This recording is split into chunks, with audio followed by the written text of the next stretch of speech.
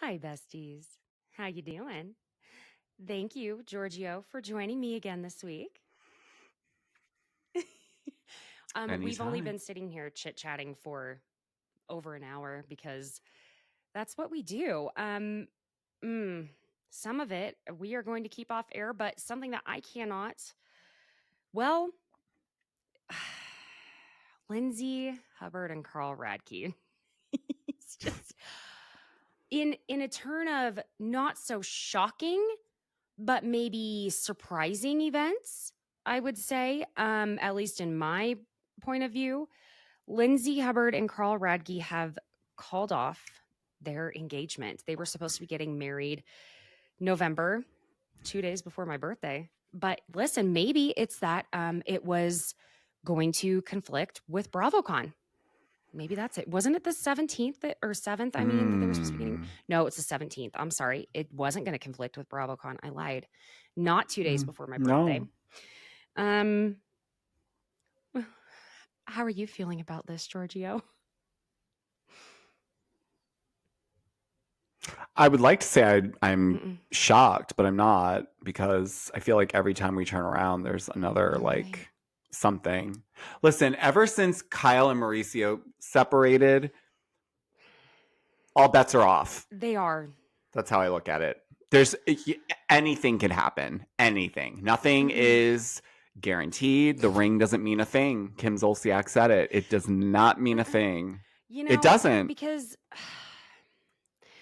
it's like I don't know what it is that I was actually really hoping that this worked out, but it's like, yes, Lindsay can, I'm so sorry, but she can be kind of a monster. And so I don't know. I had hoped it had all mellowed out and that it just was going to work out. And I hear that Carl did the breaking off of the engagement on camera on Tuesday. You don't Can you say. believe that there were cameras there, Georgio? They Wait, they did. filmed that? Can you believe? Now listen, I'm going to tell you something else. They are on a reality show. So we might end up actually seeing some of it. Yeah. Oh, like we're gonna witness the actual breaking off of it. Oh, do you think the whole Oh group my was there God. when Could you he did it? imagine? Were they all at the Could you dinner imagine table and that? he was like, "Look."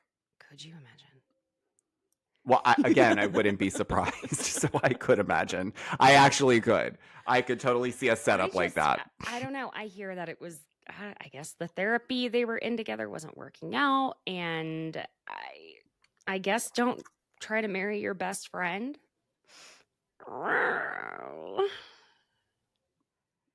Listen, I'm all about marrying your best friend, but you still you have to, people have a lot of best friends that they don't Ooh, respect is all I'm saying. So yeah. I'm just saying if you don't respect the person at the end of the day, it doesn't matter how much Mhm. therapy you go into. You don't care. When people want it to work, they do. I've seen couples go through shit that I would be like, yeah, right. I'm not going to, you would never catch me being like, so we should work through that. Nope. But they did. And they made a commitment to do it and they did it. This is not I that. have a, yeah, I'm I have a just, feeling it has to it's do with sad.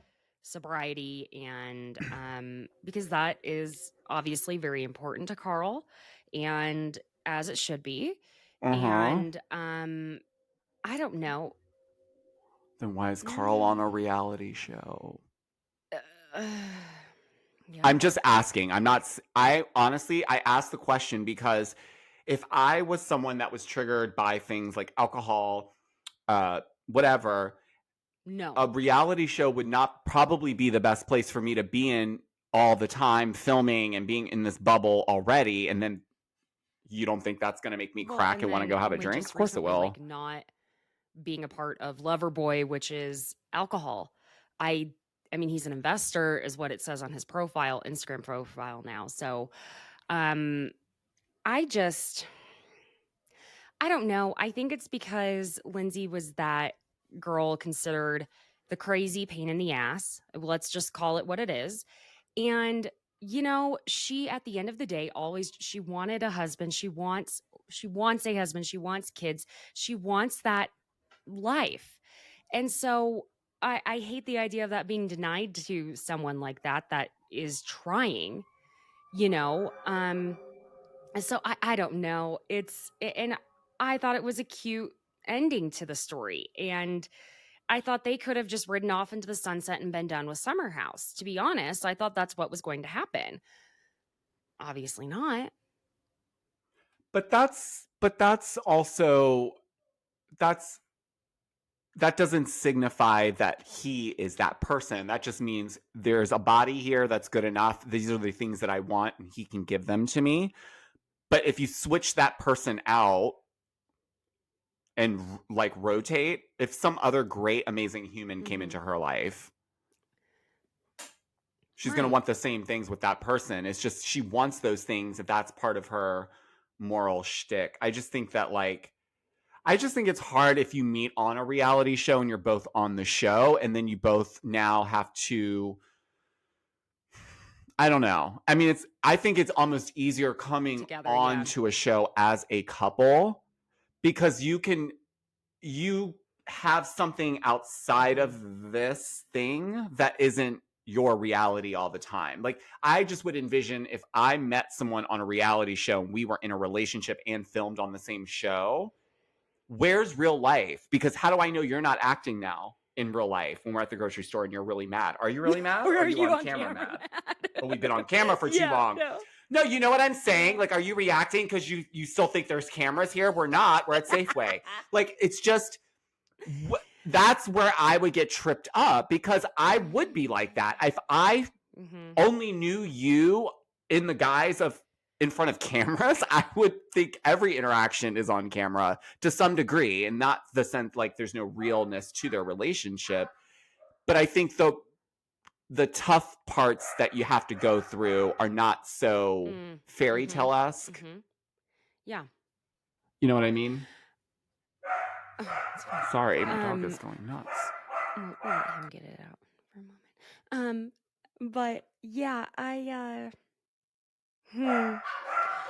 guess I think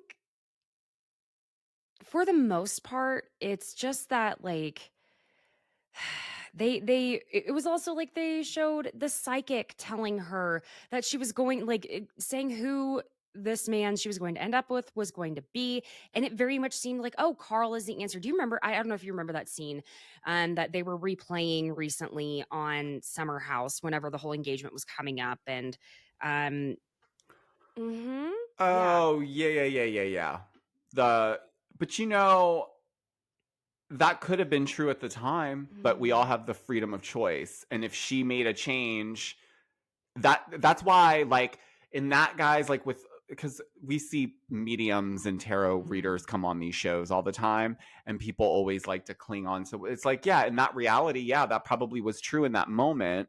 But somewhere along the way, they both free will decided that wasn't going to be the case, and so that will shift things. It's kind of like a sliding door. That's a whole other conversation that you and I had started to have before we were on camera, on mic, whatever we're calling this. Yeah, I think more things are obviously going to come out. I really do hope she and Danielle are on better terms, as we think we've been kind of seeing that. I hope that's the case, is the best way I can put that. Because I think she's going to need every ally she can get, especially when it comes to that reunion. Because listen, you know, after watching how we now went and rewatched the reunion from this last season, it would hit a whole lot different. So wait, can you refresh my memory? Didn't Paige kind of call out that this whole thing was just a bunch of BS, and she got a can of shit thrown at her for like still getting cans of shit thrown at her, but nonetheless, do you think that she's like sitting having some like champs and being like, listen, there is okay, let me start with this. I want to preface this. There is something that I just I innately like Paige DeSorbo. I don't care what anyone says. She is someone, just like people give me shit that I love Kenya. I am going to love Kenya, and you're not going to convince me of it's not going to change my mind. How Right? can you not Exactly. love Thank you. Kenya? And I just happen to like Paige. I do. I have always liked her. She can sometimes be an asshole, but I also think that she holds her own very well, and I think she's really funny and really witty and really quick. That being said, I do believe that you are not going to tell me she's not sitting there going, I told you so. I told you. You know, she was sitting there going, oh my God, Hannah. Oh my God. Did you see? Did you see? I told you that was going to.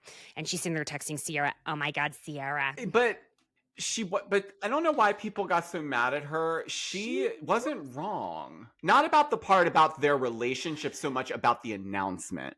And that was weird to me because I'm like, you guys are dense if you really think that they just picked this story put out up. a thing saying, oh Like, yeah, that's not how and then people it was said, people. no, Paige, you're wrong. And so, listen, I'm not going to pretend that I know how all of it works, but I think it works in a way that is much more obvious than we like to believe. Okay, let me just say it. Does that make sense?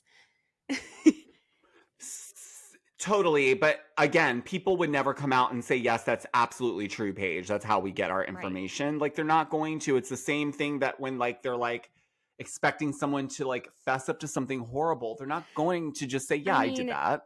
No. Paige was right. But this situation is clear as day. I just wish people would cop to it and say, yes, we wanted it out there. You don't have to say, yes, I wanted it in the press, but you can say, yeah, we wanted it out there. We were really excited. We wanted to celebrate it. It was an announcement of all announcements to have People Magazine announce that, of course. No one's going to dispute that. But she did get a lot of shit thrown at her for pretty much saying it straight. She was not wrong. And you notice the only people who were saying, no, they're the exact same people as they are on the show at home when no cameras are around, were the only people agreeing with that statement were people who were newcomers to the show. And that was something else Paige had pointed out. Who have you hung out with in this group that you have known for more than 5 months? And Lindsay couldn't answer that question. Because she knows, and that's why they got mad essentially because she was calling them out and blowing their whole thing.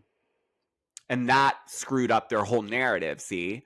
And that's why, like, I'm not saying you should go calling out people's relationships and all that, because I strongly am against that, because I think that's up to the individual. But if you're going to showboat your relationship around and pretend, all for it, call it out, yes, because you're overcompensating for something else. We don't need you to do all this extra stuff. You can just be happy. It's not that big of a deal. And you know, as usual, there's more shit with Kim Zolciak. She got sued again, a second time.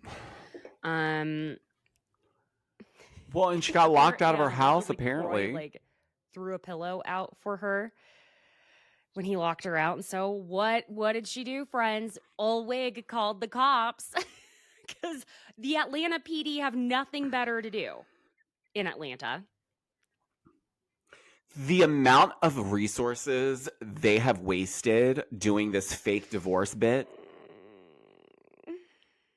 And now that the reports are saying that they're really playing, like Portia's playing hardball about next season. Y'all. Okay. Kim Zolciak she's flustered. She's hoping. That's why who is standing outside with a hospital wristband on I just hit my head. On the phone acting, are you okay? That's some shit I would do. Knock my own self out. At least we're on it together, because if you knocked yourself out and you're alone, that would not be safe. Guys, we need to have safety moments on podcasts now. Do you see what just happened? She could have knocked herself out. Who would have been? Was there someone there that would have been able to find you at least? No, you're by yourself. See, I'm by myself too. That was Miranda's fear when Carrie didn't pick up. This is why people. And I learned my lesson about emergency Don't you put your fucking friends on there that don't answer their fucking phone. Anyways, okay. Okay, are you sure? I didn't either, actually. Listen, oh my God, not to venture off here, but I thought of you 2 days ago when my son was napping and I'm sitting there. I'm sorry, I'm venturing off, but bear with me here. I'm sitting there. If you are into sci-fi or fantasy books, if you have not picked up A Court of Thorns and Roses, what the fuck is wrong with you? So I'm on the 5th book, the final book, and I'm sitting there reading on my Kindle. And I am enjoying a rare time of my son napping that I'm like, okay, I'm just going to sit and chill. I'm not going to work out. I'm not going to work on the podcast. I'm not going to do any content. I'm going to sit and do fuck all but read. And I'm sitting on the couch and I see out of the corner of my eye bug legs. And I'm like, oh my God, it's a spider. It's a huge spider. And I jump up. Y'all, I am not fucking lying. When there was a yellow jacket inside, I'm shaking even talking about it, inside the house. Okay.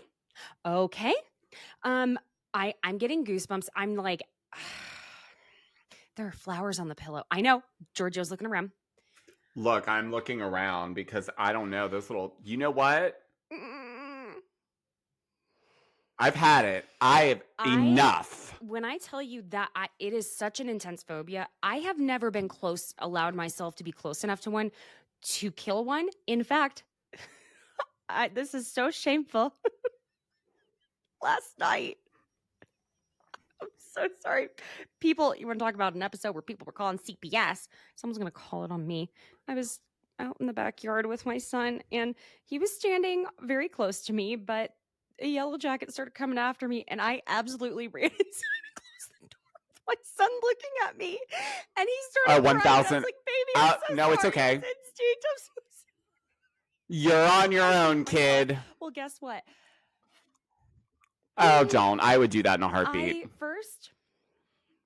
I would probably push them in front of it, and so I could get. Like, I would. I'm not even. This is why I don't have children. I'm supposed to know better and do better, and so like this. Well, you didn't throw him towards it. You just ran in the house. Oh my God, this is so embarrassing. I shouldn't have even admitted that. So I'm trying to figure out a way around this where I'm like, I grab a skillet, put it over the top of the pillow, and I'm like, okay. Because I was scared to kill it because it was just going to get mad at me and try and come after me. Or my son, who is sleeping upstairs, of course. So I'm like, fuck, I'm going to have to do something.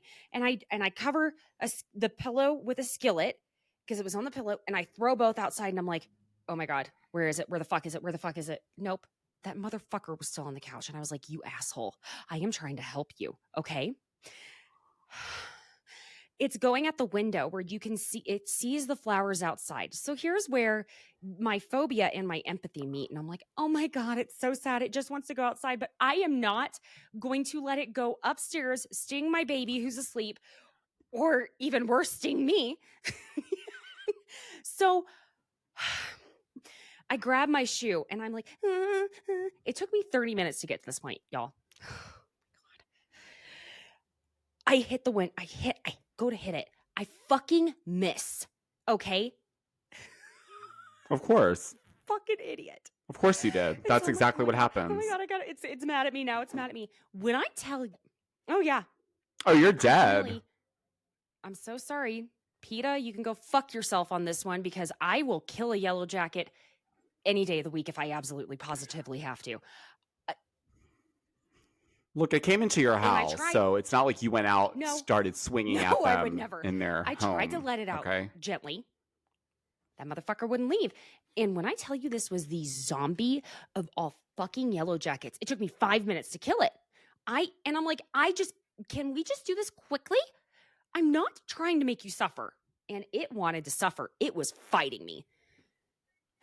Anyway, so back to Housewives of Atlanta. I know. No, but I really want to say this. We don't go into their homes. We're not just floating into a beehive and being like, how did we end up here? Like, why do you come into our house and then get upset when we try to swing at you? Get out. I will help a fly out because I saw a TikTok of this girl she had a lot of feelings, to be fair. But she told the story about how she put out these fly traps because she had so many flies. And she said she had one on her windowsill, and she has her desk facing the windowsill.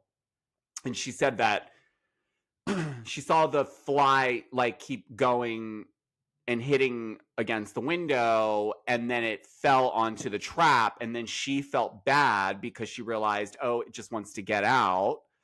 And I'm going to be honest, I was crying. And I'm not even shitting you. I was crying when she told the story because I was like, fuck, that's really sad. Like, I could tear up right now talking about this. I'm talking about a fly, by the way, if anyone's like just jumping in.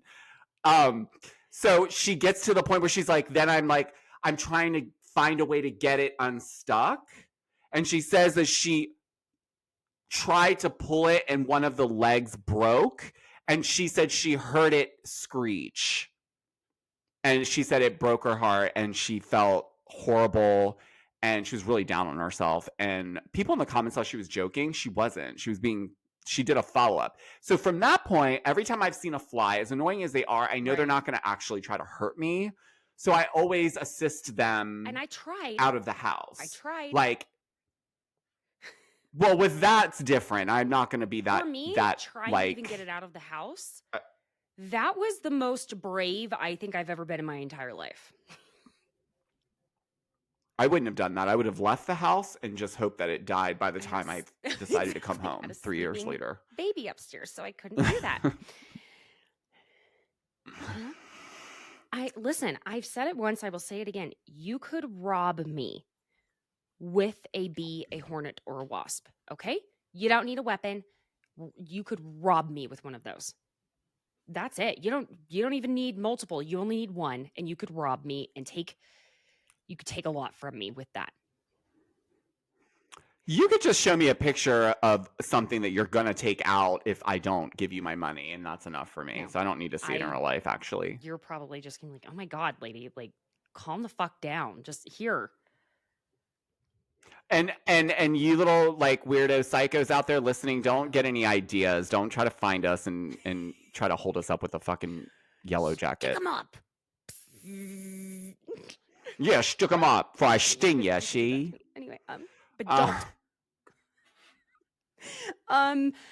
We veered off. Yeah, so B. Scott said that they are completely shaking up the entire cast of Atlanta. I'm sorry, but I don't believe them. I don't feel like they are the biggest and best source to go off of. That's just my opinion. She does have a really oddly close connection to that franchise, though, I will say. And they gave her the exclusive trailer drop for this past season. So she was... I always take it with a grain of salt when they do this type of like strong, like the article almost was like anything but confirmed. You know what I'm saying? Like it wasn't like, oh, there's talks. It's like, nope. They decided at the reunion filming that this is what they're going to do. And it's like Kenya and Sheree are keeping their peaches, which listen, if y'all get rid of Kenya, get the fuck out of here. You may not get rid of Sheree doesn't do anything. She did things back in the day when she was instigated. I'm so sorry. You may not like people that I'm saying this. Sheree is not going to do what you think she's going to do. She's not. She's not going to do it. I think people put a lot of weight on Sheree because she's an OG and they want her to be this like this housewife. And look, she's tried to be the bone collector. She's tried to be she's tried to do all of that. It doesn't seemingly fit her like style. She brought on a fake man relationship for this, which was just a cross promotion. Let's be honest. He wanted to promote himself as much as she was needed a storyline. Nonetheless, go have fun. I don't need that again next season. I don't need all the friends of. Way too many people. Way too many people. How many people do we need at these events all the time? Because what ends up happening to me is when there is an altercation between the 2 or 3 cast members, you get swallowed up in like a sea of friends of all of a sudden. Now they're all chiming in and you're like, well, who are you? So I do think there needs to be some changes. No. I don't think Kenya should go. I don't. Candy seems like she needs to just move on. I'm not saying like she clearly has a good relationship with NBC Universal and Bravo because hello, they streamed her movie that was her whole storyline. So, and they renewed her. Didn't they give her spinoff a renewal, Candy and the Gang? So it seems like they're trying to maybe entice her with the spinoff. I don't know. They also need to not cast the show. I mean, you know what I'm saying? Like, stop calling everyone's agent and manager asking for who you got. A real friend. Who you got? Like, go do the legwork. Go into these fabulous areas and start having drink. Like, that's what producers used to do. I mean, they're never going to bring Nene back, unfortunately. But if they had Nene and they brought in Portia, and I know everyone likes to give me shit for saying this too, but Claudia Jordan, that bitch. Claudia absolutely should be on the table to bring back for sure. She had a great first season. I don't know what happened, why they decided to. I mean, I was confused. But again, I'm confused by a lot of the casting decisions. Like Drew, I'm confused why she has a peach and how she's lasted this long. Because if I'm honest, and no shade to her, she doesn't have a real storyline. She is acting. I mean, she is acting. She's an actress. And that is why she wants to be on this show, is because she knows that will elevate her. And that's fine too. But now I'm questioning this whole storyline. I haven't seen the movie The Past. People are telling me to go watch it though, because I guess it really is art imitating life. And so people are kind of pissy about that. I mean, look, people were saying this was a whole marketing strategy for the movie. That Drew and Ralph getting a divorce? What? Oh, give me a break. I'm like, I don't know if they could have planned it like that. I don't think that's how it works, you know? I think it fell into what it is, but I think there was other things going on. It wasn't the movie. Agree with that. It was not, Well, am I forgetting anything? I feel like it's just been... Did I forget anyone? I don't think so. Aside from, okay, I know we have different feelings about Bethenny Frankel. I do have to say, we're not going to go into all of it. I've already made the TikToks. I'm not doing the whole thing. She has reached a whole new level of delusion at this point, calling all of us jealous and stupid. Girl, I'm sorry. Oh, she did. Yeah. I don't... No. I know she did, but I think I feel like she's referring to specific ones. She must be. I don't know. She's just really all over the place. And last I saw, she's going to be on a game show. And that was the one thing if y'all don't mind bearing with me, let me pull that up, because I knew there was something that I wanted to look up and I forgot to. Let's just put in Bethenny Frankel and game show that it's coming up. Yes, Snake Oil is the name of it, and it's hosted by David Spade. Oh, I think I saw a preview or something about it. Or somebody talking about him doing the show. Just like, Bethenny, I thought you didn't want to do television shit anymore in general. I'm a little confused at this point. I think, you know what it is? I think she knows how to rile people up. And I think with this Rachel thing, I think a lot of it, everyone's entitled to have their opinion. Absolutely. I see it for what it is from my angle, and that is she's a hustler. Okay. I agree that she didn't come from some like struggling poor upbringing. No, she didn't, but I don't know where. I guess maybe I'm confused where she said that she did. I feel like sometimes people are trying to make it seem like she's acting like she came from nothing and made something, when in fact I think she was in a lot of resourceful circles that eventually got her to be on a show like Real Housewives of New York, to then turn that into what it is now. But then I don't know, does that mean you're not? I guess my issue here with this whole thing, this whole conversation, and take Bethenny out of it or not, what is, so if someone worked at a company, let's say, for 20 years and they did well at that company, but the company, they did some shitty things and are doing some shitty things currently, and you know about it, you pulled yourself up, you dealt with it, you got through it, but now you're out of it and you've reflected on it and then you speak up on it. Does that mean that you've bitten the hand that fed you now, because you're now saying, oh no, this isn't right and I don't think this should continue to go on? So I want to start a conversation around changing that, where people that are the same tenure might look at that person and say, wow, look at you, must be nice saying all that in your nice house, driving your nice car, while you shit all over this company. I hear what you're saying. You know what I'm saying? I think what it comes down to is, I do not believe that Skinny Girl would have become what it became had it not been for her promoting it on Bravo. Do I think it would have become something? Yes. So I'm not negating what she, but you are not going to even remotely be able to convince me that she would have sold Skinny Girl for $100 million had she not been on the Real Housewives of New York.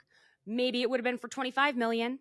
Fine, I'll give you that. But it would not have ever been for $100 million, period. That's where I think people go, wait a minute. You sit there and you tout your Bethenny clause, which you're the only person who calls it that, Bethenny. That's number one, because that clause, and also according to you, doesn't exist anymore.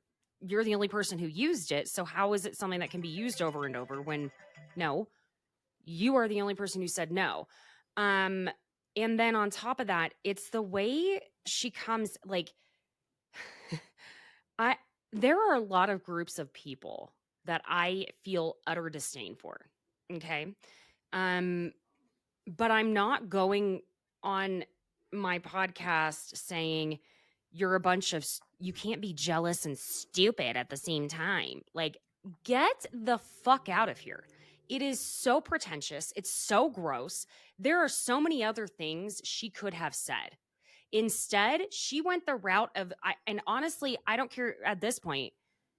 It is very much the same tactic that someone like Donald Trump uses, where it's like, oh, I have millions and millions of dollars. Yes, Bethenny, we also know that you have millions and millions of dollars. No one said you didn't. And it's also her trying to act like she's a person of the people with the, I shop at Teach. Why are you, like, yes, you are entitled to save money. But you buying the Manolos at TJ Maxx is so gross to me. I don't care if they're real or not. There is some woman who maybe can't afford to typically go to Nordstrom and would have found those stupid fucking Manolos and been so happy. Yet you had to fucking go buy them when you could buy the whole goddamn company if you wanted. Like, give me a, like, it's that stuff that I'm like, I don't get what you're doing. She just keeps like, it's been a lot of her throwing shit. She tried to sue TikTok. I mean, you guys. Well, okay, yeah, but to be fair to that, I think that was reasonable, because they did gank her video and throw it up there like an ad. So she went to TikTok, asked for them to have it removed. They didn't. So then she had to listen. I think her goal on TikTok was to show people that even though she has all of this money and all of this success, at the end of the day, she's still this, like, I'm sure if we polled people, I would be alone in this, if you found her more relatable since she's been on TikTok than not.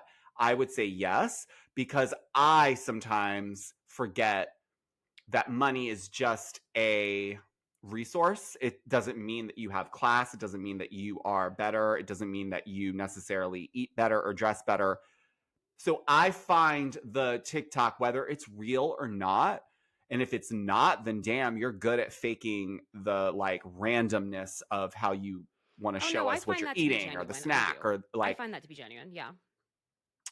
those elements I find to round out these other, do you know what I'm trying to say? Like where it's like the public facing Bethenny, the podcast, the brand, the business mogul.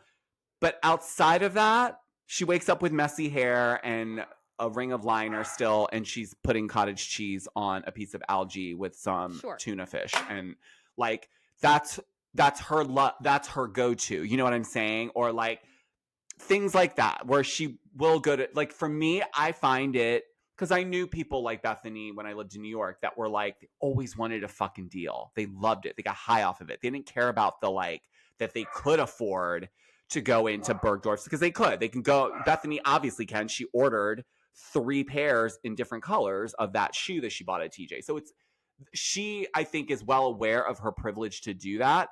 But I think when she starts getting into this commentary space, then people are like, okay, enough.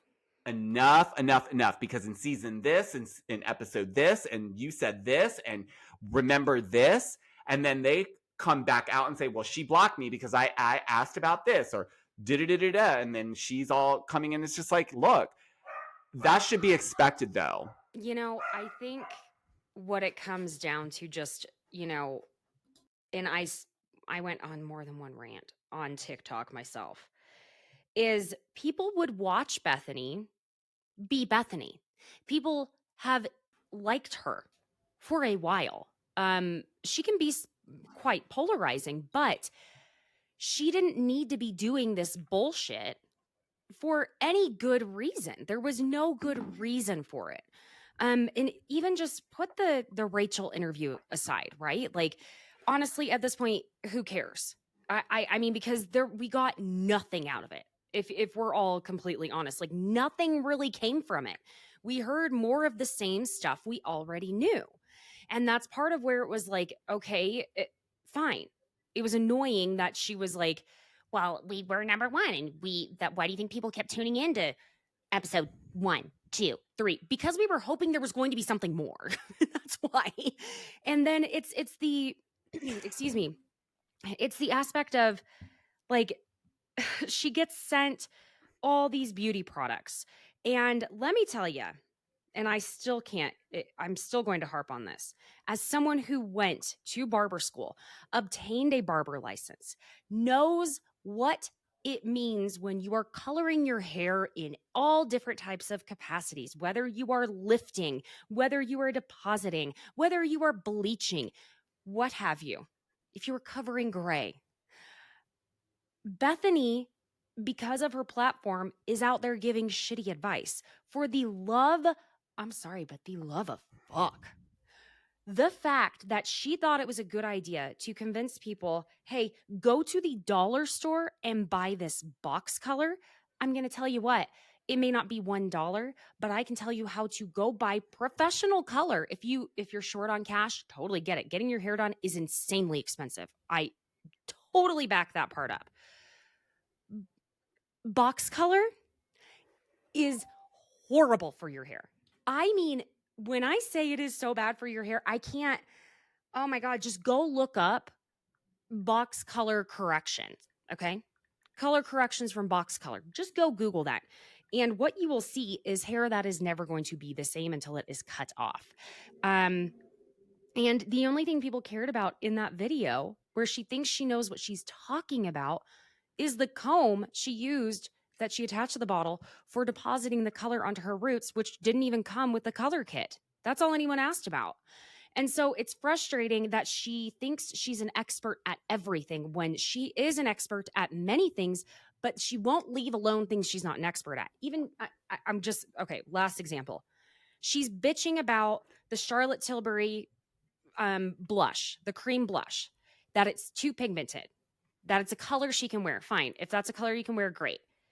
But it goes to show how little she knows about the products that she is now trashing. She could have put the product on the back of her hand. And I know you've worked in makeup as well, Georgio. So this is not, you know what? I'm not saying anything crazy. She could have not only put the product on the back of her hand, she could have diluted it even with a setting spray if she was worried you don't want to add water, lotion, what have you.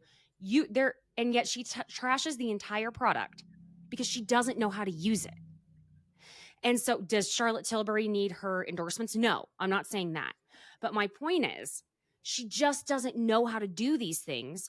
And it's obnoxious at a certain point when it's like, girl, what would I like to hear you speak on? Why don't you speak on helping, I don't know, a person of color's small business? Why don't you that? I would be like, fuck yeah, Bethenny, that's awesome. Why don't you help out small businesses? Tell them how to create something, because that's where I'm like, why is it that you're not talking on the things that you supposedly know so much about? At that point, what are you doing? Why? I think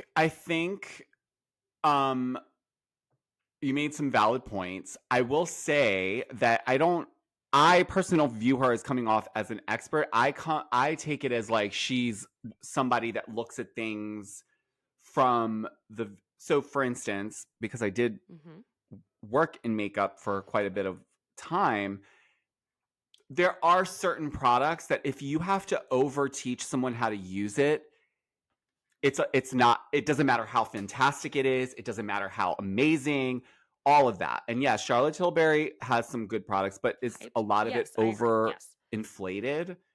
Yes, it is. I'm sorry, guys. It is. But does that take away from her SKUs and to say that that the product is shit? No. But from the vantage point of someone who is let's be honest. I'm going to say this because I feel like I can. Working in the beauty space, specifically in the high end areas, like your Bergdorf Goodmans, your Nordstroms, Neiman's, Saks, all those fun stores, you get these counters, if you will, these makeup counters or gondolas, if you will. They receive very large monthly sales goals. Your Charlotte Tilburys have to bring in 160 to 180 grand a month to keep their spot in the store, to keep their leverage, to keep all the inclusivities and all the deals that they have, okay? So that puts a strain on everybody. So when it comes down to selling product to people, you've got to be able to explain something fast and clearly. That product, she may not have asked for help because I don't think she's someone that sits down and maybe asks, how do you use this? Or maybe she did and she still did that bit. I find it to be more of like, what's the point of this? Not that there's no point, but she delivers it in a way that rubs people wrong because she's coming at it from like it's like your mom's friend who's like, so I'll call my what's mom's the point of this hairspray? Frankel And they spray it. You know what I mean? And just to like, the whole point of it at the end of the day, Bethenny, we don't need you to tell us. That's the thing, is because I want the people who know listen, you know exactly what I'm saying here. People who know what different formulas are going to do on your skin throughout the day, how it will break down on your face with the oils, with the environment around you. I want to hear from them. I don't give a shit what Bethenny has to say about it. And I'm very confused why anyone gives a shit what she has to say about makeup. Listen, if she wants to, like I said, talk about things that she's proven she knows what she's doing, fantastic.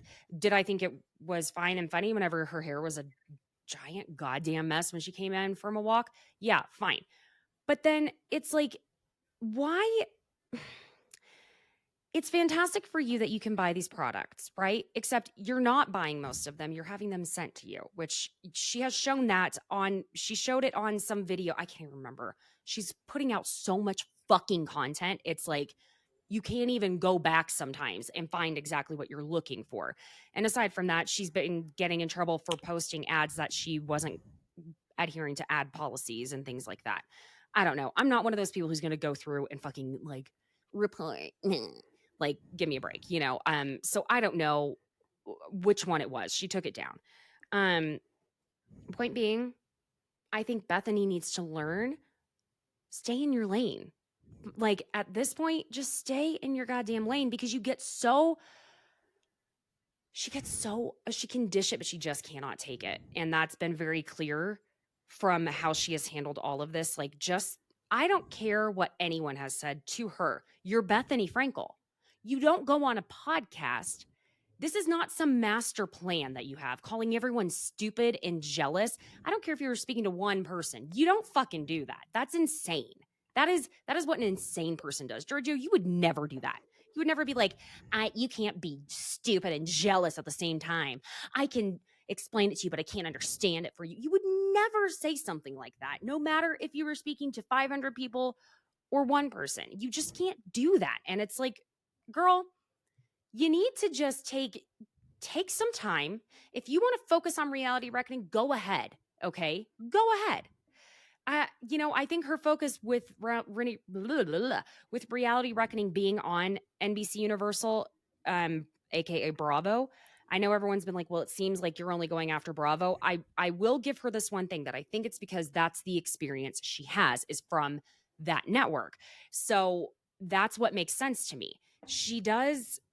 I mean, it's very focused, but it looks like she just had one of the girls that was on The Bachelor or Bachelorette, whichever one, on her podcast. Of course, fine, because you want to talk about a system where reality stars are quite abused. That would be the franchise right there. Any of the love things, right? I think this is, oh God, I sound like I A am little bit. eating her ass. I just want to give context. I know I get it all the time every time I don't go with the masses on some of the things that she does, but I don't always speak on everything because typically it's like not everything is worth mentioning. But in this specific situation, I think so. I need to confess something. When you said you would never say those things, I have said similar things, not on my podcast, but I've said them to individuals that I felt needed to hear that. So I just wanted to put that out there.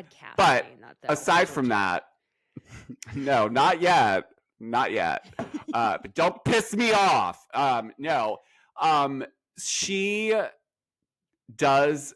It's funny because when you figure out the people that are upset and making noise about stuff that she's doing, just more specifically around reality reckoning, not about everything else that you were just discussing, it's a majority of them are people that wanted to engage her, whether have her come on the podcast because maybe she engaged them on TikTok by liking or commenting, or vice versa. They wanted to see if maybe they could come on hers because, again, there's this like thing. And I think when she was saying the jealous part, she had mentioned in another video too that it's either 2 or 3 accounts that are collectively consistently making content about her in a negative way that she's referring to when she says this, because I don't see a magnitude of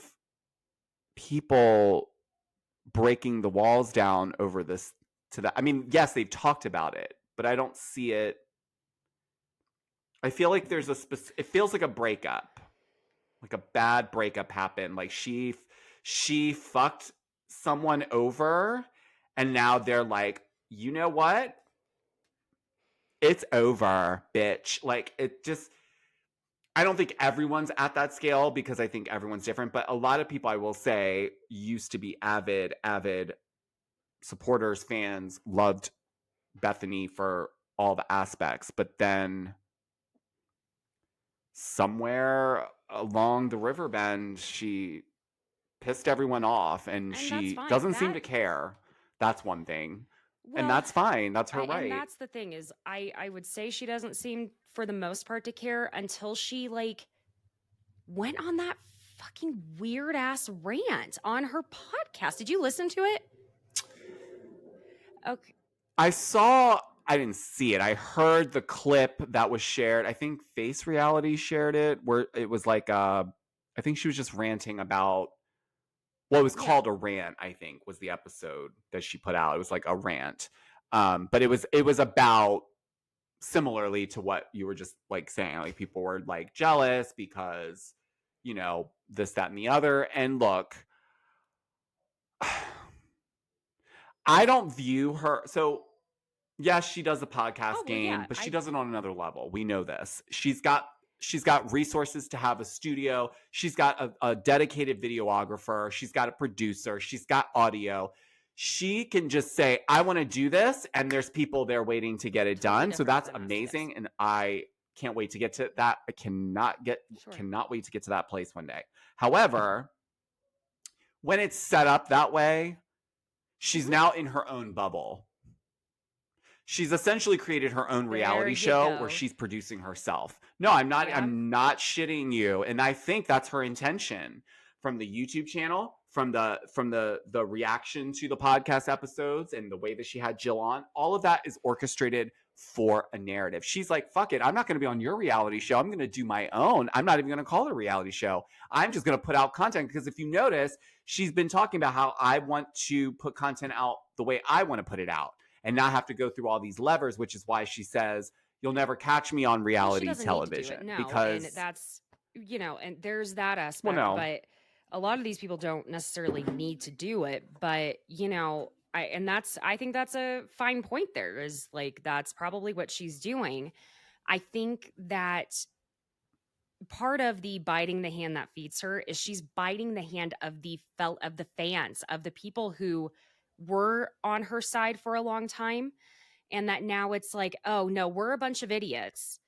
And it's I think it's fresh. I know personally, I've been pretty vocal about how I am over her shit, sick of her. And I used to love Bethenny Frankel. I used to think she was just such a badass. I thought she was cool and I thought she could be such a freaking asshole, but my God, I liked her. I couldn't help it. And now I'm like, God, you're not a badass. You're just an asshole now. And it's like, I don't find any ground where I can go, you know, maybe it's this or that, because I'm like, it's she just keeps, like I said, it's throwing shit at the wall and trying to see what sticks. And a lot of people do that. I do it all the goddamn time. That's not me criticizing that. But Yeah, we all I do. don't call everyone who disagrees with me on the way I'm handling things a bunch of jealous idiots. And yeah, apparently, Georgio, since we're going to sarcastically be saying, oh, I didn't know everybody cared about each other on podcasts. They gave out lollipops and teddy bears. Comparing herself is the way, I don't know how else to take it. Do you think Oprah cares about every person she has on? Do you think, no. And that No. but Oprah isn't spearheading a fucking whole entire thing saying it's a reality reckoning because we have to care about these human beings. No, but we could say that Oprah was the one that spearheaded the whole narrative around Meghan Markle and the tensions around that, and people were pissed off about that too. Why did it go there? Why is it so? You, I think the point is, I don't know. That's another it, spectrum of honest, stuff, so which again, it's, you know, it's one of those things. You either are for them or against them. There's no in between there, like with the Meghan Markle. So I don't even bother with it, honestly, because I never watched Suits. I don't know her that much to give a shit. But if you put her on one of these housewife shows, then yes, I will talk about her every fucking day.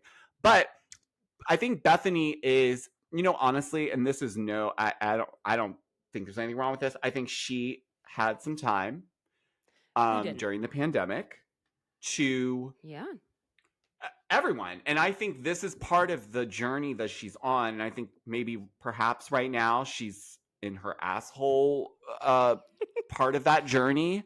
But what I think, because I like to see the good in everyone, even if it's minimal, but I think it's not minimal with her, because I do think she has a good heart. I think she has been screwed. It comes across to me like someone either screwed her over.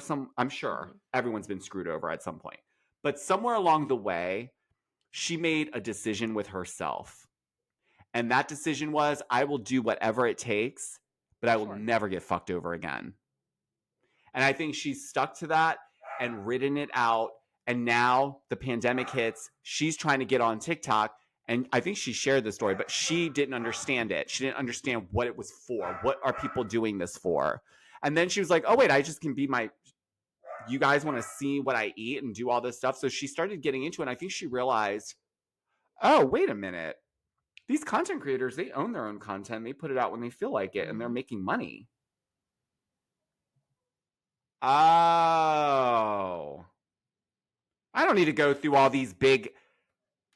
Because you see, she's not doing it for the money I would hope not. necessarily, right? She has that.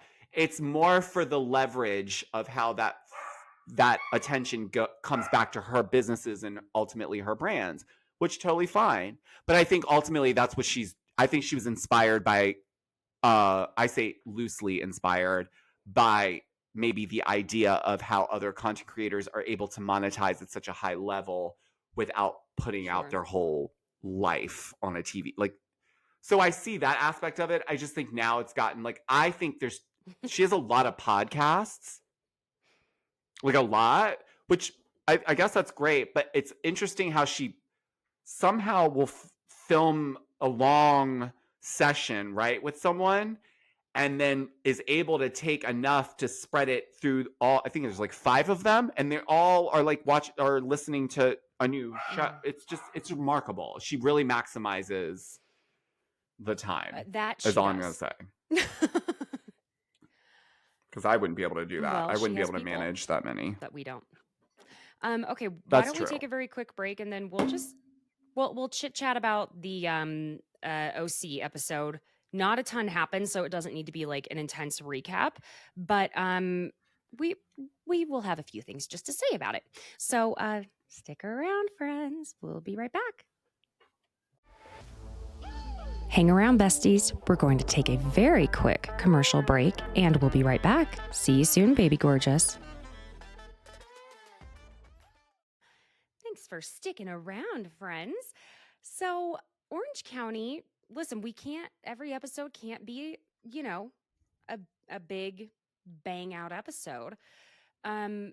Listen, that house of Heather and Terry's, all I want to name that overall first scene is rich people have feelings too, because oh my God, she manifested for $60 million for their home to be sold and I was off by 5. Off by 5. Hate the 2010 Dom. Hated it. Did you catch, though, by the way, that as they were, did you see the change in both of them once the producer said, hold on? They were like, and, it was just hold on. Scene. Okay, and the realtor's back. They signed! What? Oh my God. Why else were they there? Oh, they were just going to pretend like they were just oh, I hope that they do. Don't you think that Nikki is trying to get on to $1 million 1000%. listing? That was the whole reason why that whole setup was linked the way it was.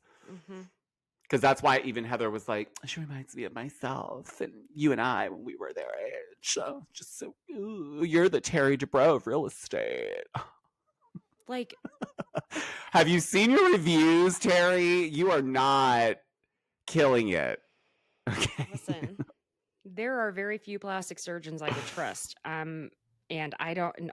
I'm not saying I think Terry Dubrow is terrible. Plastic surgery is a very particular thing.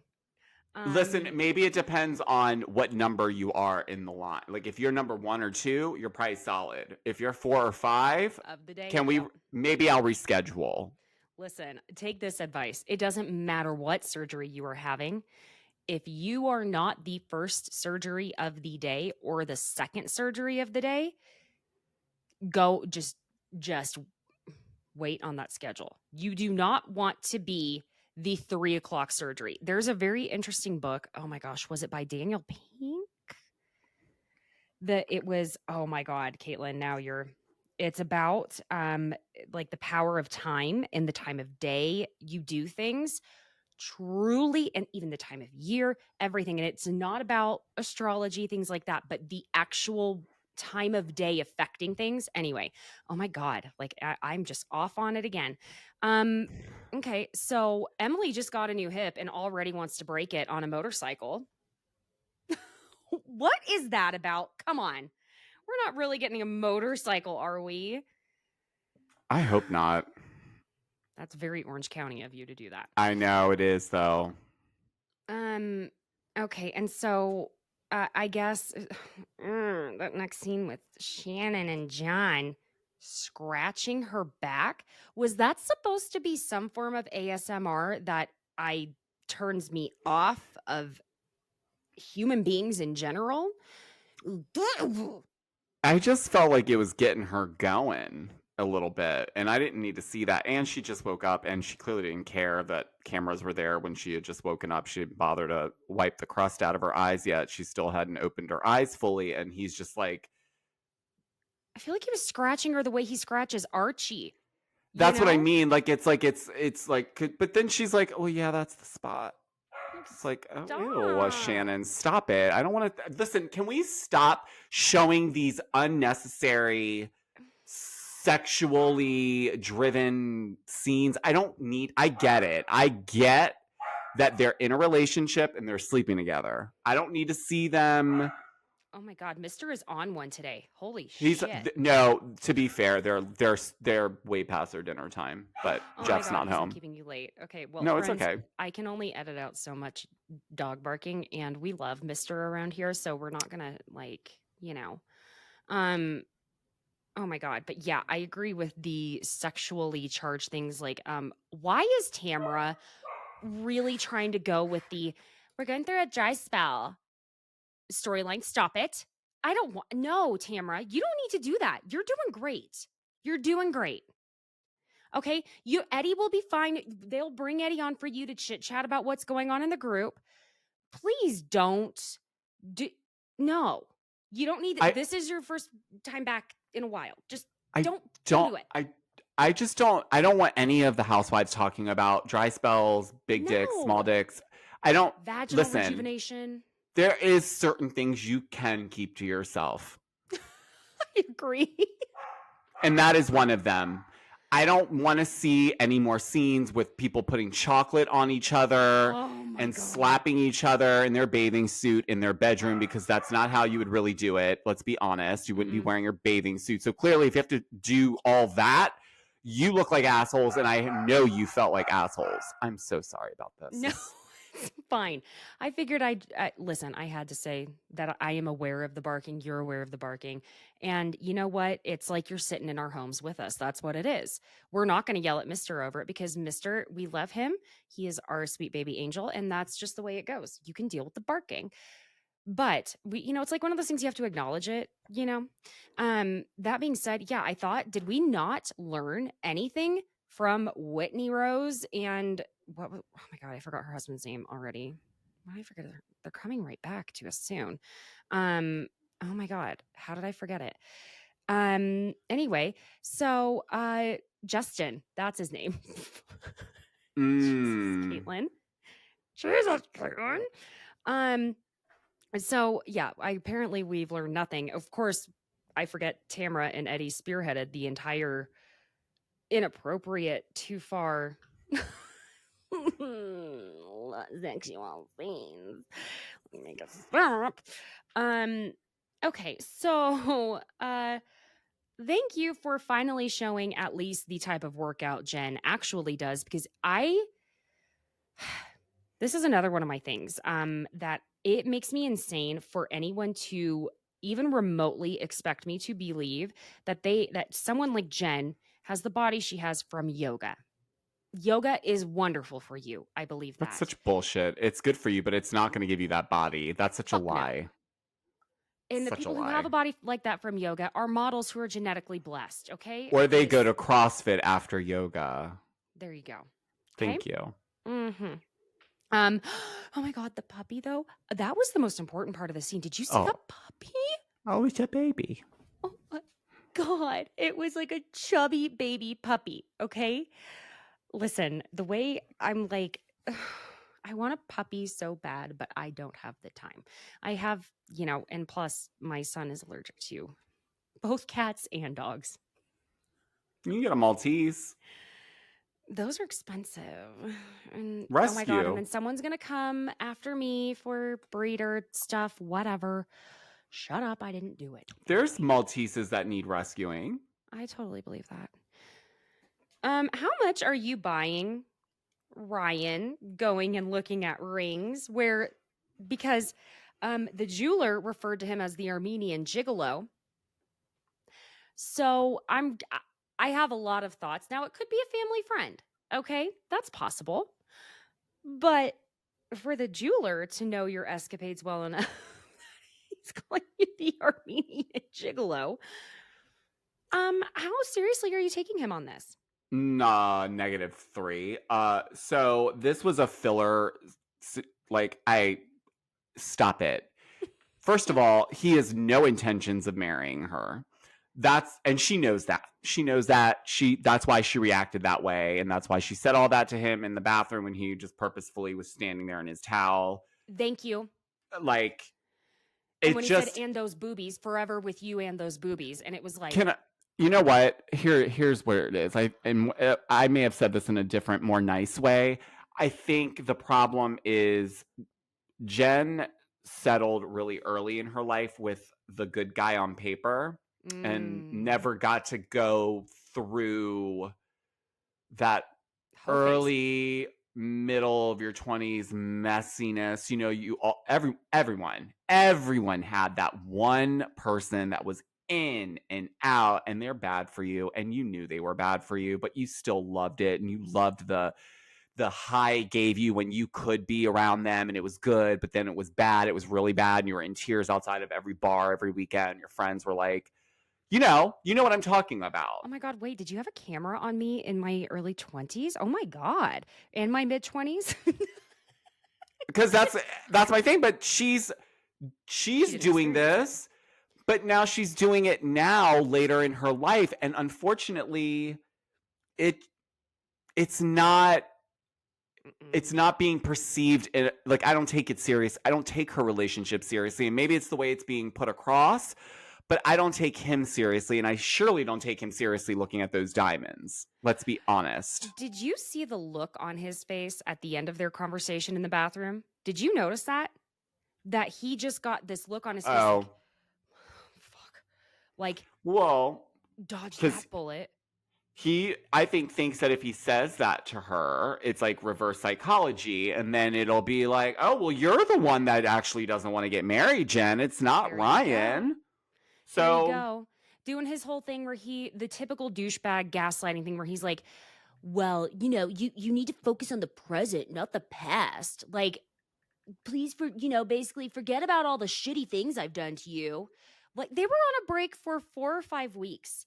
Y'all, that's barely over a month. This man could not keep his penis in his pants for a month. But if we're honest, he wasn't keeping his penis in his pants when they weren't on the break. Right. The point is, Ryan is putting his dick everywhere in Orange County. Everyone there knows it. Everyone there is very well aware. Jen is well aware. Yes. But I go back to what Tamara says, because you can call Tamara whatever you want, but that one thing she is not is a liar. She may twist the truth sometimes. She's not a liar. However, she called this out because she said Jen was probably would have broken up with him after that 5-week break when he did what he did. But she was afraid they would not cast her for the show if she wasn't with Ryan. And I am here to say, if I were her, if I were Jen, because I know she really doesn't think that this is real. She can't.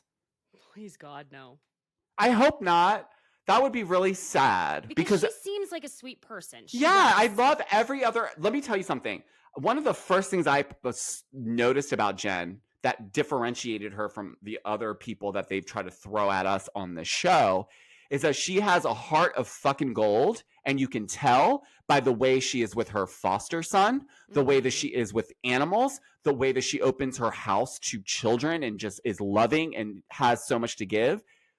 That doesn't necessarily translate into the relationship sector for her, But I think that's what pisses me off more about it is because she has that awesome side to her where if she was with a real man that really respected her, she would lift them up so high. She's that woman. You know what I mean? Yeah. She would totally like do that.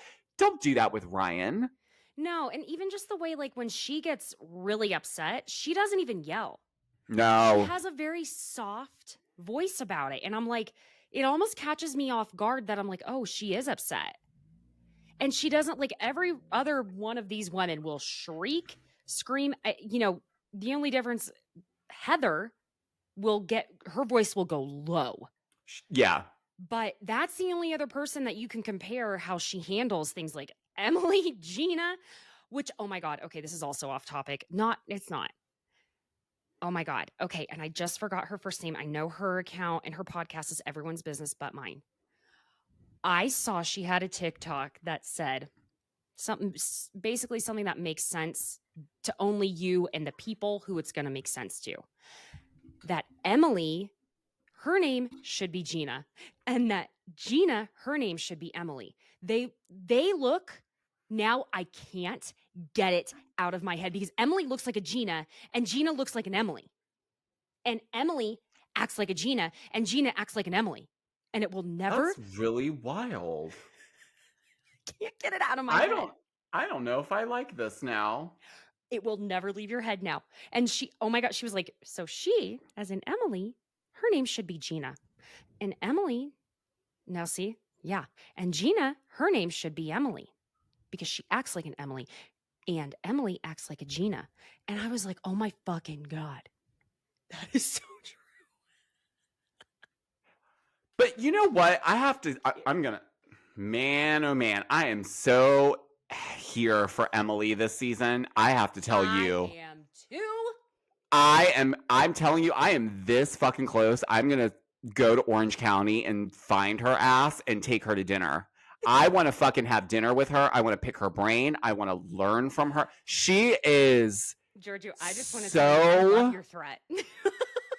I am not, it's not a threat. It's a promise. I am telling you. I'm going to find you and I'm going to take you to dinner. And then tomorrow you'll see restraining order against Bravo blogger Georgio Says for stalking Emily Simpson at her house in Orange County. This just in. Psycho. I just want to talk to you. Answer the door, Emily. I know you're there. I'm at the glass door where you take all of your pictures. I hear you breathing. Could you imagine? Oh my God. Actually, I could. There are people that do shit like that. And that's the other part of it. I'm so happy that Shane is like fun and like we like him. I guess not. I think Shane is being no. I don't know. I think Shane is being. No, that's like being the only person giving a toast about someone everyone hates and be like, and isn't he great? Listen, baby, you're on a roll between Bethenny Frankel and Shane. I'm on the wrong side of history clearly this week. No, it's not the typically. It must be the blue moon. Oh my God. Was it a blue moon? It was a blue moon. Blue supermoon. Oh, right. It only happens, what, every 16,000 years or something crazy? No, the last one was in 2009. Oh. Well, you know what? That's the year that they started filming Real Housewives of DC. So, you know. Which, by the way, all you little hoes out there that asked me to rewatch it for TikTok didn't push it out to half of you. So it only got one season. Yeah, and I bought it because it's not even on Peacock. They don't have it anywhere because it wasn't even worth them putting on their library, I guess, even though it's part of their whatever. They need to reboot it. They need to reboot it. I think Real Housewives of Brisbane would probably end up being more worth the time. I have heard it is incredible. So I have too. I need to watch it. I know. It's so hard with the international ones that are like season 8. I'm like, oh God. I don't have time. Y'all. And not in the Heather Dubrow way. Listen, I am still caught up in my fairy porn books, okay? Which that is all Miss Jessie Nail's fault, okay? She's the one who got me hooked on it. God damn. Well, I'll tell you this. It's when the Twilight books came out, I thought I was in the clear because I was like, I am not doing that Harry Potter shit with this. Oh. Now it's vampires, like whatever. Then the movie came out. Wait, you liked the movie more than I had never read the book, so I didn't have anything to compare it to. Oh, I know. I got that face a lot because I came to work the next day and I was like, I saw the movie. And everyone was like, wasn't it horrible? And I was like, it was lovely. I love Robert Pattinson. They're like, you're a clown. You clearly didn't read the book. Get out of here. And I was like, oh, God. So then I went to Barnes & Noble right after work because I felt like an asshole because I was like one of those people. I felt like Cher in the backseat of the car when she got picked up. And she's like, well, like Mel Gibson said. Like, that's how I felt about talking about it to these, like, scholars of Twilight because they were already on their, like, third book. And I was, like, enamored by the movie. I was like, oh, my God, it's, like, so dark and sexy and, like, I want someone to be moody, like, and read my mind and that they can't. You know what I mean? I want something like that. I want that type of, like, mystery, you know? I want someone to fucking stalk me at night. I was single, okay? Oh my God. So I was like, I would die for a dark-haired, crazy-looking motherfucker at a bar to just smoke cigarettes in the dark and follow me around. It has a Volvo.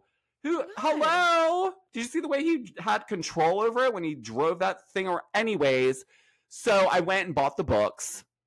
And I was like, holy fuck, they were right. There's a lot more in the book that I didn't get out of the movie. But such a twihard. I don't know if I was as much of a twihard as I was for Edward's. Like, I wanted to be a Cullen. Oh my God, who didn't? Like, but I felt like too old to be like out there with the Culleners, you know, like. No, but I was because I went to all the every movie that came out. I was like, yeah. Even the second one, the long, boring book that no one wanted to finish reading. I went to that movie too. Oh my God, the second one is like my favorite. Mm-hmm. A lot of people were like shitting on it. I didn't have a bad time reading it. I mean, I will say it's not. Anyways, this is going off on a way different tangent. But Twilight, I absolutely like. So if you're a fan of Twilight and you are very much adult, you would like a Court of Thorns and Roses. The first book is very slow. I have to say that. At first, I was like, what the I was like, Jessie, my friends Jessie and, well, y'all know who Jessie is, and our other friend Vicky, they're like, no, we couldn't put it down. They're from Philly. Now we couldn't put it down. Like, these thick-ass books. I couldn't even get back to my life. And I was like, oh my God, fine. Are they, so wait, you said fairy porn. So are they fairies? Is this a book about fairies? Fairies are involved, and there are some sex scenes that, holy fuck.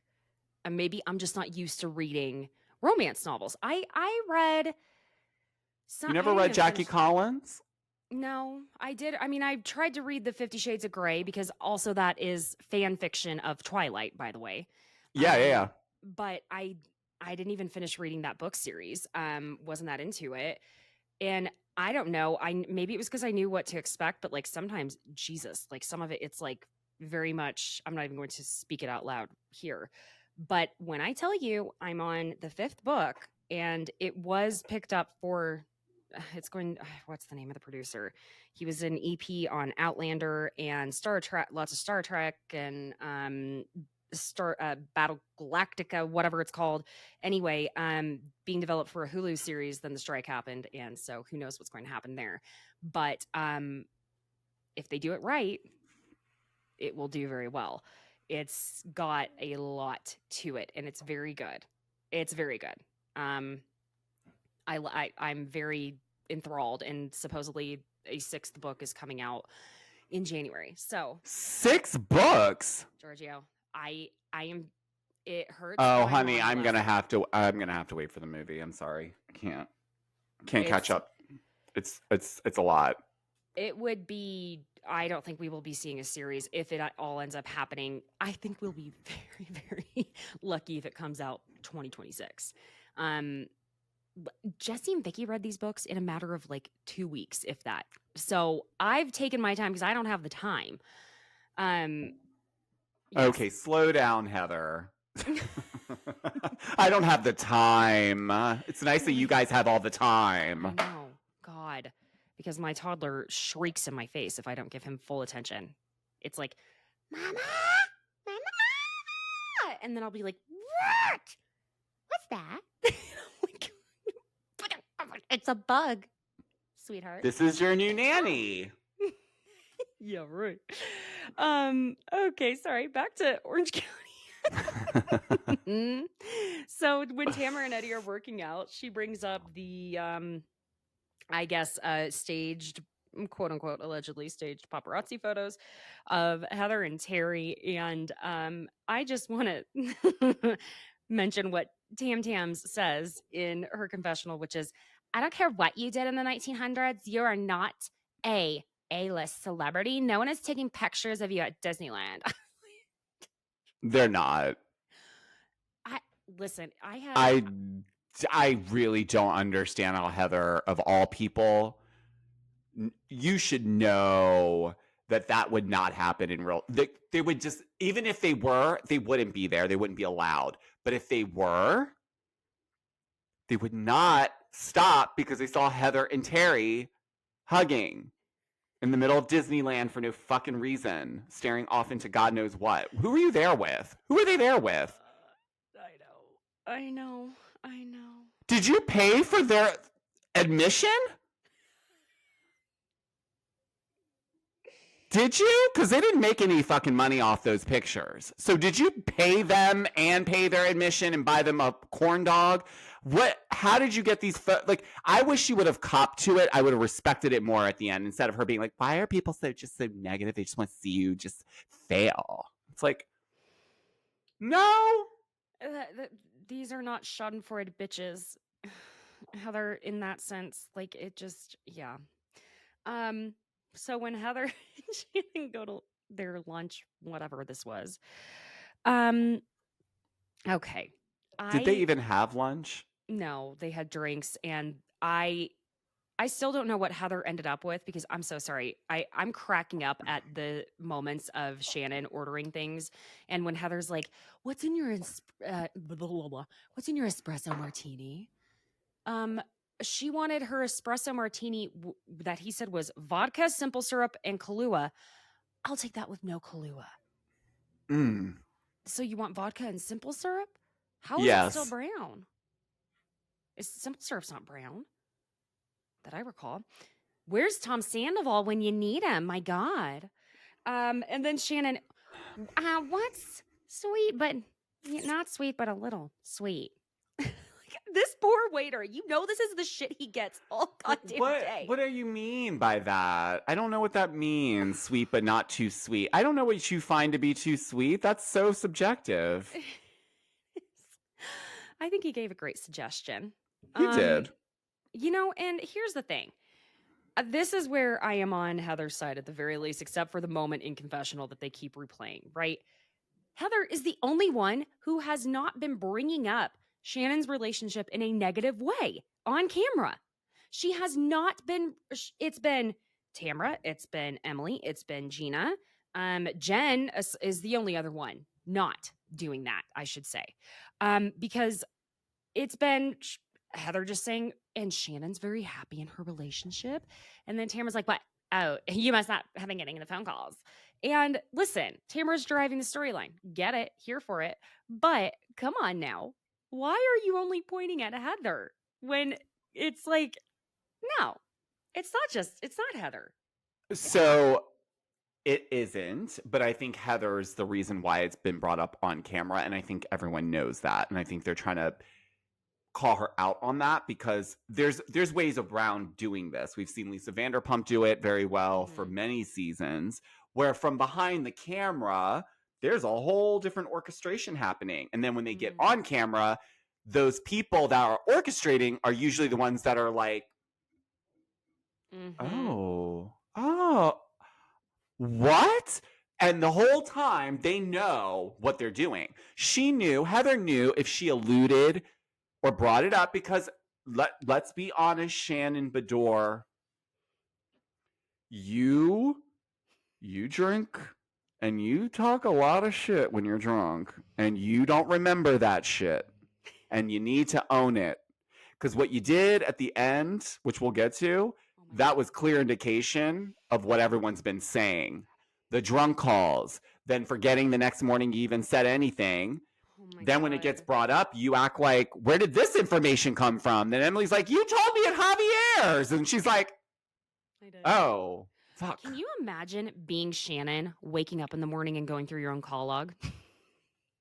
Well, that's what I felt like when he was rubbing her back. I felt like she had just gone through her phone and was like, fuck. Ugh, it gives me anxiety. Ugh. You know? And there's also, we don't need to go back to that scene, but like John Jansen, we don't need to know that he spent the night, finally. It's so dumb and so ridiculous. And why isn't he spending the night at your house? What's going on? Apparently he's been spending the night there the whole time. Their sex life is great. That's where they have no problems. That's not the issue. Oh, okay. I always have John Jansen's dick in my mouth. It's like, that is. Why doesn't his son like you? That's what we want to know. That's what I want to know. What did you do? And well, yeah, and her too, because you clearly were cussing her ass out when y'all got lit. Why are you going out and getting lit with people's kids, though? I don't understand. Why are you guys all at the same bar? That's not. That's not. Yeah, I know, but like, come on. There's got to be more than one bar. Listen, maybe not. I'm guessing not. I'm guessing clearly not. You know, I guess, though, that Heather's tears and her apology were not enough for Shannon at this time, because Shannon says in confessional, and the tears coming out, and she starts clapping. I wonder how many times she's practiced that in front of the mirror. Maybe you can put this lunch on your IMDb. Oh, my God. Soundbite check. But to be fair, that was completely Heather going into acting mode. Did you see how she like looked away and you could tell in her head, she was like, I'm coming to it.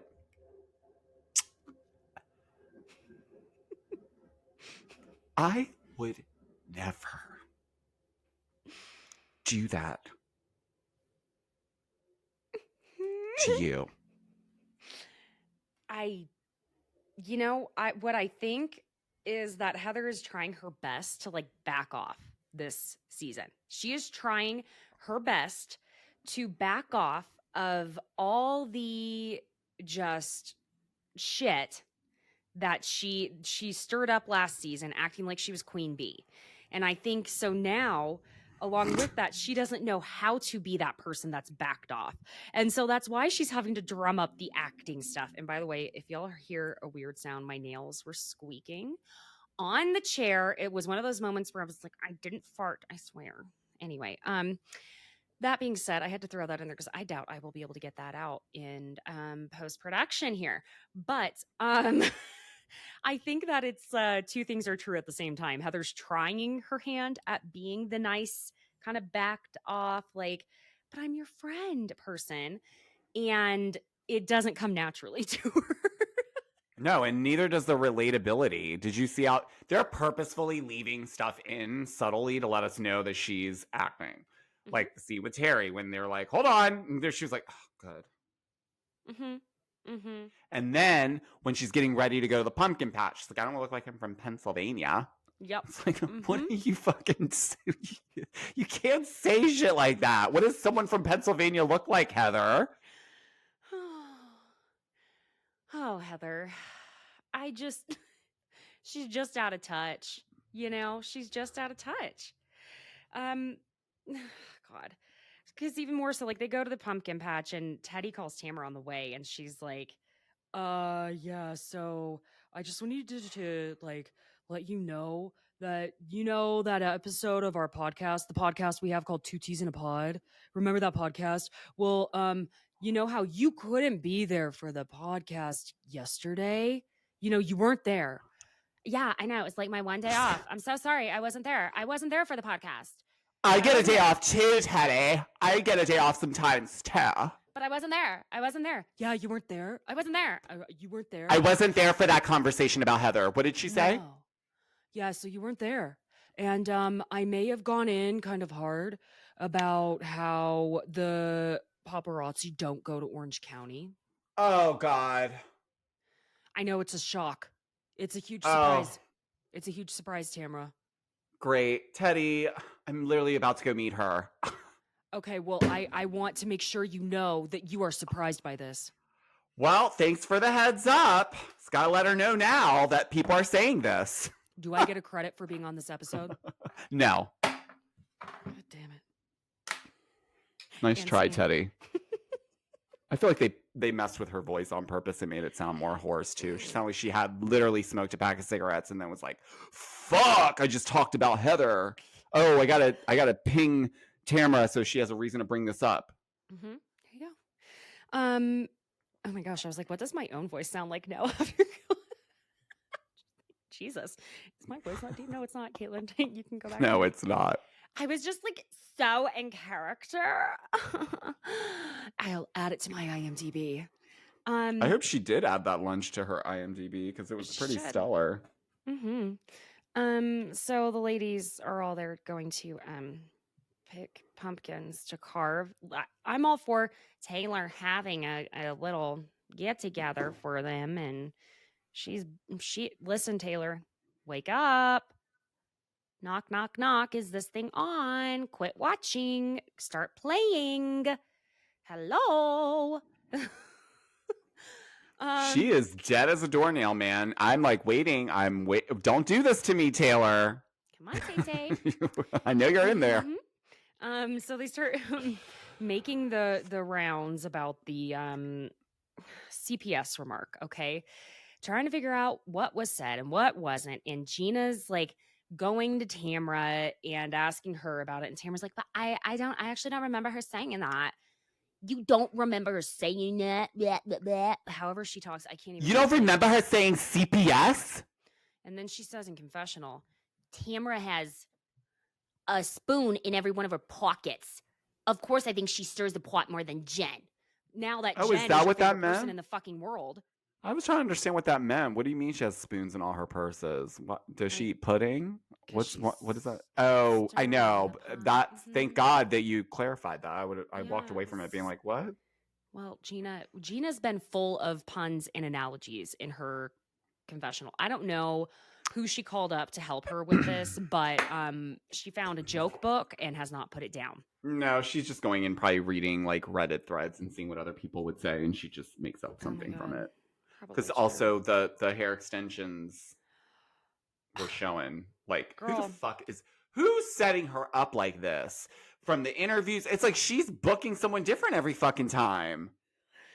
Can you stick to somebody? You keep jumping around. She needs Shannon's glam team.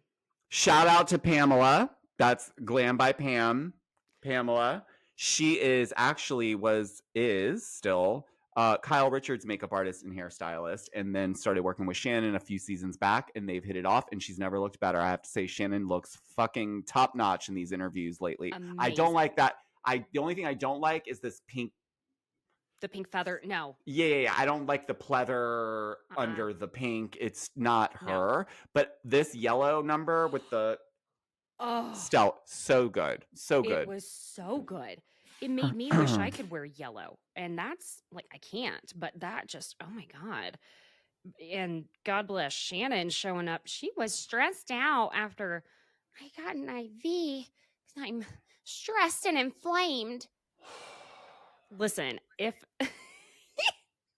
I'm so sick of that. I'm so sick of that word inflamed. I'm so sick of it. I don't care if it's the right word to use. I'm tired of it. Everyone's inflamed. Oh my God, I can't eat broccoli. It makes me inflamed. It's called gas.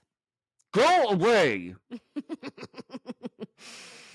Okay, so we get to the part of pumpkin carving where Gina, it's brought up. Tamara says to Shannon that, Jen told Gina about the CPS remark, right? And so they start going back and forth. And eventually, Shannon says to Jen, Jen, you told Gina I said CPS was coming for Gina's kids. What are you talking about? I would never say that. And of course, we get the flashback. And then right back, Shannon truly believes she didn't say it, is the thing. Never said it. God strike me dead. That's how I know when I didn't say something. Okay, so stop stirring shit up, Jen. Okay, Jesus Christ. Now, Tamara and Taylor somehow are very adamant as well that they don't remember her saying it, but she said it. So when they play the flashback, though, I think not that it matters, but I think the way in which Jen delivered it to Gina was not exactly how Shannon said it, because what Shannon was trying to say, I think, because again, she was hammered. And she's also she's pissed at Gina a little bit. So did you think she was going to not say something bitchy? But nonetheless, right. And even I was like, oh, I guess she didn't say it quite exactly like they were straight away going to come get the kids. Her point was like, they were going to show up, arrest her kids would have been there, and then no one would have been there to take care of the kids, so they would have probably taken the kids into custody until things got sorted, is what I imagine she meant by that. But obviously you should never bring up CPS about someone's kids, because I understand why Gina is pissed, infuriated, because that sends a signal. Now, does CPS see this episode and then say, do we need to check on Gina's kids? I'm not saying they will. I'm just saying I would be worried if I was Gina, if someone was saying that. Especially, and what else did you say at that dinner that I don't know? You know what I mean? So I understand. And what we know about Matt as well. So your Correct. point is quite valid, actually. That's it. There is a little bit more scary to it than maybe even we first really stopped and thought about. So yeah, I hear that, and listen, you don't talk about my child. I will literally, like, you know how Katie said on Vanderpump Rules, I will light your ass on fire. When I say I will light your fucking ass on fire, I will do more than that. You say a word about my children or me as a mother, I may have talked shit on myself when it comes to things that can sting you, but yes, I would absolutely jump in front of a hornet's nest for my child. That's it. Don't, please, universe, don't test me. Don't fucking need that shit. Yeah, don't put it out there. So, really? I may make the jokes, but hell no. And any parent, I think, feels that way. So I think Shannon, what she was wanting to say and what she did say were two different things, and it wasn't what Jen portrayed it to be either. And I'm totally in agreement with you on that. And I tend to be Team Shannon on a lot of things. But this one was tough. Couldn't listen. I love Shannon. Okay. I love her. I love her more and more every season. I feel like she blossoms more and more into who she is. But I think the beauty of what we do is, like, we can call out their shit and still love them. And that's what that's why I love doing this. Are you okay? Did you hit your head? Oh no, a picture fell off? I swear to God. Did I tell you one day when I was recording a podcast, one of my shelves just fell off and there was a can of sparkling bubbly that was flavored raspberry, and it exploded all over, and it was spinning and spraying and I couldn't stop it, and it was syrupy water blueberry smell that I was like, could not get off of me, and it was all over the place, which is why I ended up having to. I was like, well, I need to redo this wall anyway, so this is a sign from the universe that I need to change it up. It was awful. Did your frame break? No, I just am sitting closer to the wall than I usually do. I cannot. I'm flailing around. Oh, you knocked it off. I did. Oh, I thought it just, it was like, fuck it, I'm done. A lot of sick things of being in my life have been Oh my God. Like, it's like, I feel like a drunk toddler the way I keep flailing around. And if you know what I mean, you know what I mean. Sorry, now. I've been there. Okay. Oh my God. I swear I've not been drinking, but I may as well have been the way I am like not able to sit still. Okay, we're gonna keep going. We're gonna wrap this up here. Jesus, Caitlin. Even forget about the panty liner being tired. It's the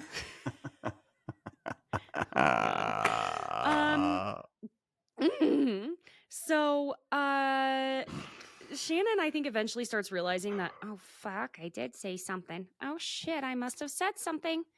And regarding CPS and her children and whatever. And then it was she says, you know, I want to explain myself, and I feel badly about this because Heather and I kept saying what are they talking about over there? And it sounded like you specifically were talking about my relationship. And they're talking about the back and forth of like, yes, they were all talking about her relationship. That's true. And apparently Shannon was saying, oh, there's stuff I could say about Travis that I don't. And we get a flashback that it wasn't on camera that I recall, where the Tres Amigas were all having their get together. And apparently Shannon said Travis has a small penis. And so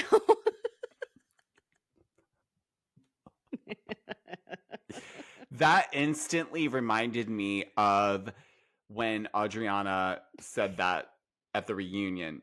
Limp penis! That's what it reminded me of. I don't know why people like use it. I know it's the proper term, but I would just so much rather it be like small dick. Something about the penis part makes it sound so juvenile.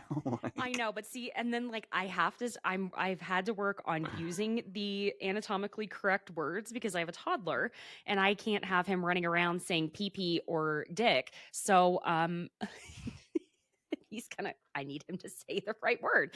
So it comes from being a parent that I have to say it. It's still every time. That makes sense. You don't want your 5-year-old being like, I gotta pee, my dick hurts. You know what I mean? That's not gonna fly well in school. No. And then every time I say the word penis, I also just can't. My brain can't let go of when Terry said, you know, they have a word for that type of person in the medical field, and it's penis. When he was talking to David Bedore, I will never get that out of my head. And it's like the way he said it, it was like you were expecting something real intense, but no. Yeah. Penis. Penis. So we hear from Gina, oh, well, Travis has a lovely penis. And then Emily, Shane has a huge penis. I would just like to throw out there that it's not a sidecar size penis. And then Jen says the whole world gets dick pics from Ryan. No question there. And you know what? Fine. Gina, you got one funny quip in saying in confessional that it was a day full of lies. It's real desperate. I mean, it's real more desperate than Shannon's fucking Spanx. Now that I said it out loud, it's less fun. It's not funny. No, it wasn't. It was not funny. And she reached really hard for that one. I feel like that was the best take. She said a couple other ones, and they were like, eh. You know what would have been funnier if she had said more desperate than my hair extensions. So, clinging to my Charlie Brown curl. So there we go. There's your soundbite. So eventually we get back over. They go over and have their lunch, and Tamara calls out Heather for the thing that she was so surprised that Teddy brought up on, you know, my podcast that I have, 2 T's in a Pod. That podcast I have. Did you guys know I have a podcast? And yeah, right? Uh-huh. The Sears catalog photos. Hi. That fucking edit that they did with a real Sears catalog fucking picture I was crying. Oh my god. They are like they're on it. These editors are fucking they are over it. Sick of her already. Over it. They're so done. And yeah, basically Heather's like, well, this is why do you think I don't want to tell these schadenfreude bitches about my $55 million home sale? Because they just like seeing other people hurt. Thank you for explaining what schadenfreude is, Heather. Right. So, And I appreciate that Tamara was like, no, I don't think Terry's cheating. Like, I'm not even going to try and play into that storyline. Fuck But off, Heather. the point that Tamara was making was you played into it by going and staging unnecessary photos that, let's be honest, even a celebrity does better than even J-Lo, who calls the fucking paparazzi just to yell at them, knows how to do this. You don't go to Disneyland. You just don't. They don't go there. So you must have, they tagged along with you guys or something. I don't get it. Either way, that wasn't from someone's iPhone. That was a long lens. And even if they were, like, what are you doing there that you guys are just hugged up on the side hanging out? Like, it feels like staged, and it looks hot. staged. Like, get the fuck off me. We're at Disney. Correct. Also, paparazzi don't just come here just like, they have to pay. They're just not hanging around. Yeah, and they're not allowed in there to do that. So that's the point too. So like, how did this happen? How did this happen? Mm-hmm. Was it your photographer friend, or did you leak these photos? Like, what? I just wish she would cop to it. I'm being season 1 Camille. I just wish she would cop to it. I just wish she would cop to it, Kyle. A fucking liar, Camille. Shout out to my friend Camille. I love her. I miss her.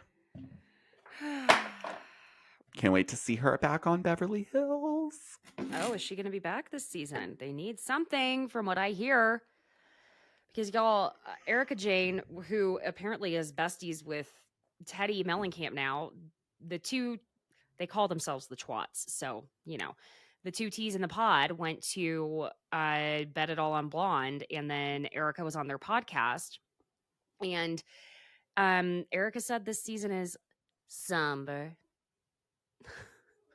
Great. I'm so excited. Oh. You know what I am excited for, though, is Southern Charm. That's looking like it. That looks like it's going to be good. 2 weeks, friends. 2 weeks on the 14th. I don't want to jump over. Are we did we finish recapping? We're pretty much done. I was going to, cuz I don't know if you you've been watching New York, right? Or no? I am not caught up on the last episode. Kill me now, please. I know. I'm halfway through it. When I tell, oh no, you're fine. It's just, it's magnificent. It is. I am so shocked at this reaction. This was not on my list. I for sure was like, I'll watch it, sure, whatever. It's going to be like, no, everyone gets the fucking, they know what their role is. And yes, some of it seems a little bit produced, but they are getting there. And this past episode, I'm like, wow. See, if it weren't for this goddamn book I'm reading, I would have already been caught up on it. So my life will continue in a normal pattern. Listen, I'm loving what I saw so far. I literally am just halfway through that episode. Like, y'all, listen, the times I get to watch are literally like right before I go to bed, or else at 6 o'clock in the morning before my son wakes up, or while I'm working out, watching it on my phone, which is kind of hard to do. And so that's the only time I get. And yet I'm still doing this. Anyway, listen, so far it seems really great. I think that it's going to get really interesting when they get their first actual cast trip. I think that's when it's going to really be a thing. You know what I'm saying? Oh, for sure. I think they actually go away on the next episode. They're actually, because they go through the room thing where they're like picking the rooms. So. Well, yeah, we can pretty much like end here. Basically, we've done so much talking. I kept you so much longer than we intended. You and I've been sitting here for 3 hours. So, y'all, you know where you can find Georgio. He's at Georgio Says on Instagram, TikTok, all of the things, and his podcast, Georgio Says. You're doing it. Are we doing it daily? We're doing it Monday through Friday. Yeah. So when I'm done with you, I am going to finish up today's episode and my it God. will go out. But yeah, we're sticking to the Monday through Friday. So go listen to him anywhere you listen to podcasts. And I've kept him so long. I didn't even know you were still needing to record yours. Oh my God. Go feed Mister. Thank you for joining me. Of I course, just always anytime. love This is our having you. catch-up time. You know, It is. we're so busy. This is our one moment, so we have to condense it all. Yes, it really is.